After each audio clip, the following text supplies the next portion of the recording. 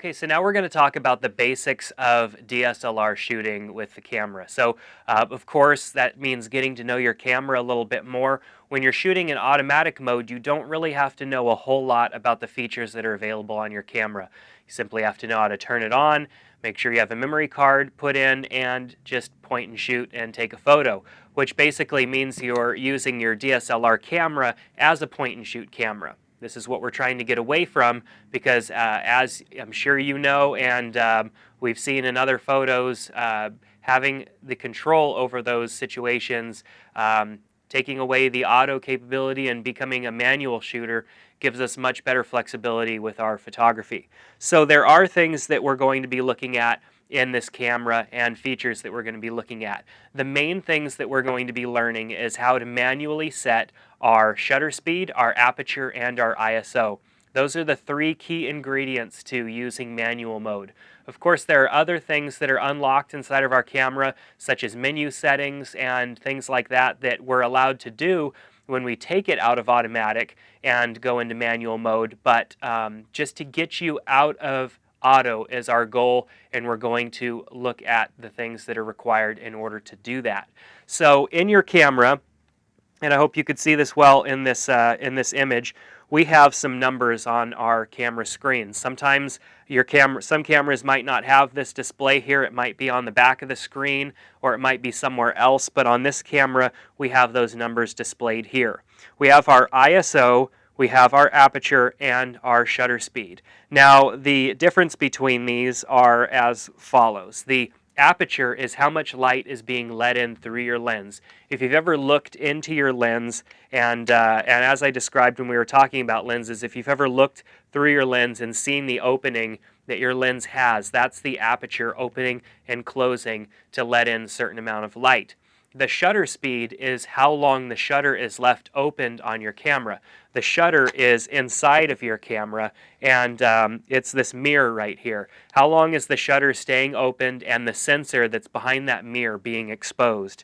When the sensor is exposed, light is hitting it and also your image, and it's capturing that. The longer the shutter is exposed, the more light. So that's another feature. And then ISO is light sensitivity. How sensitive is the image to the light that's coming in? You can set it relatively low, which means that it's not going to be very sensitive, and then you can set it really high, which means it's going to be really sensitive, but you're also going to see degrading factors in that as well.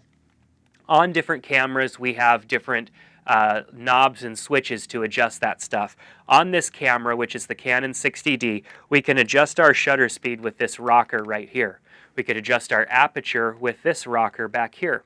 And then we can adjust our ISO with this button right here, and then this rocker adjusts that number. Now, different cameras are going to have different settings for that.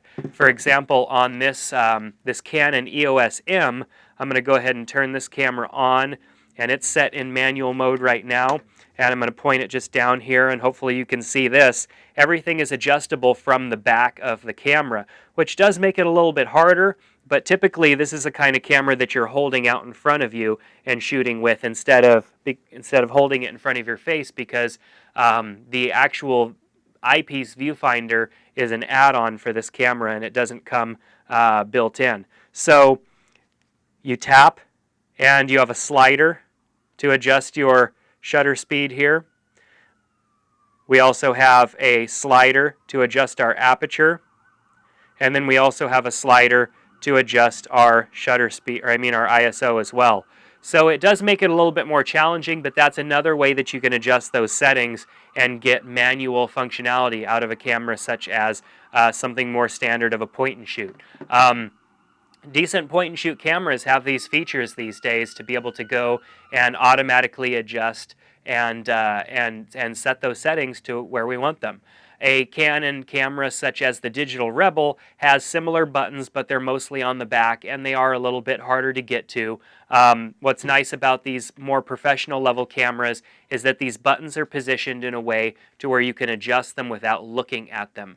And that's where you truly become fast at this process, is being able to make these adjustments without looking down at your camera or anything like that. Being able to look through the eyepiece and make those adjustments on the fly while you're trying to frame up and take a picture are pretty much key when it comes to taking a picture quickly.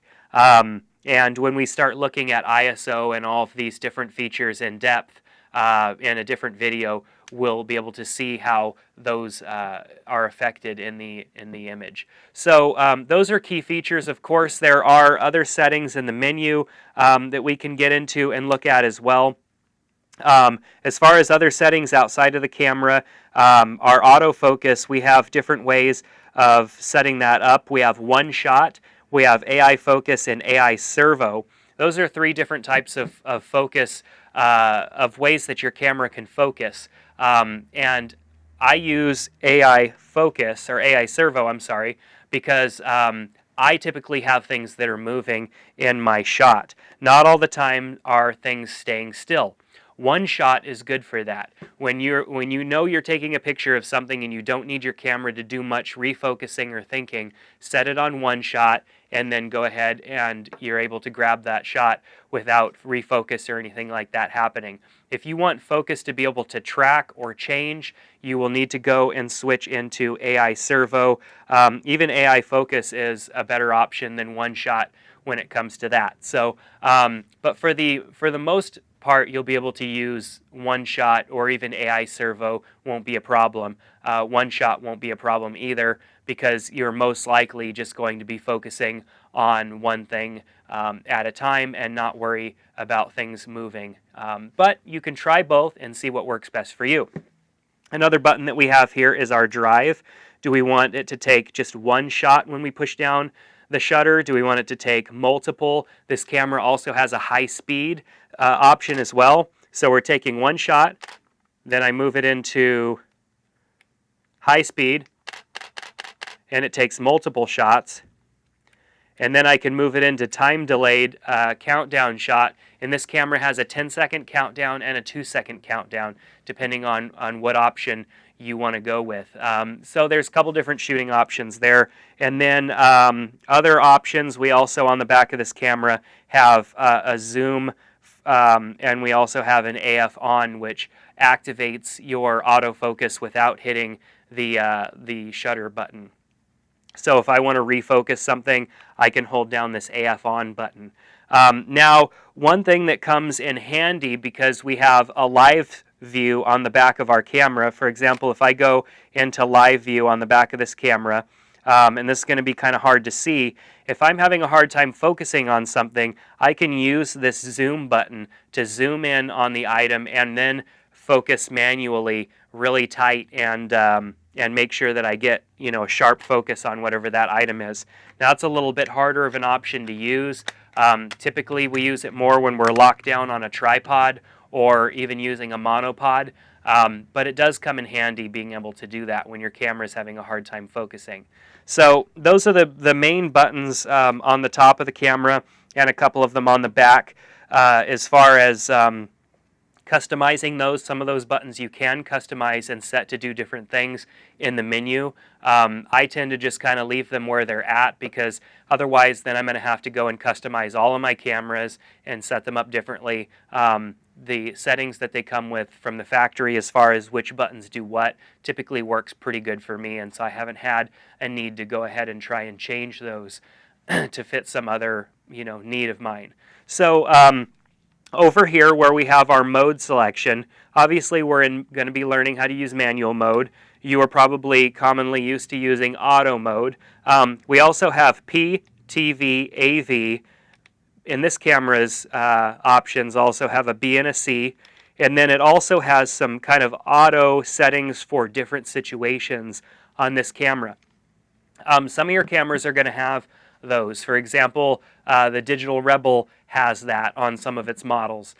When you move up in a camera and you go to something like a 5D or something like that, you're going to lose a lot of those auto functions, because most people using that camera aren't going to be shooting in those auto functions. They're going to have an understanding of those features and how to use them. So there are these features in the camera, and one interesting way to learn what your camera is doing is to even try using some of those auto features and then see what your camera ended up doing when it took the picture. But like I said, we're trying to get away from that. One of the ways that I learned how to figure out how the camera was working was just to reverse engineer a photo. If I took a photo in auto and it turned out really good, I would look at the settings for that, because it is recording the settings in the data of that photo, and you can look up that information in Photoshop or Lightroom and even in the back of your camera, and it'll say, you know, 1/20th of a second, maybe 5.4 on the f-stop and the ISO 200, and you're looking at those numbers and kind of understanding what combinations tend to work. So that's another way of kind of learning how to better take photos in manual. Of course, like we've said in the past, using the auto mode is not quite as forgiving when it comes to lighting situations that are kind of challenging. So there are lots of buttons on the camera. Not all of them will you end up using. Even as a professional, there are several buttons that I don't end up using often on my camera, but I wanted you to have just a general understanding of where these buttons were, because when we start looking at these features more in depth, you're going to have to figure out where these are on your camera, and knowing what buttons do what and how to adjust those settings is going to be important, because in using manual, you have to be fast at this, or you might miss your moment or your opportunity to take a photo. So in our next videos, we're going to be taking a look at each of those features in depth so that you can really understand how they work and how they affect your photo.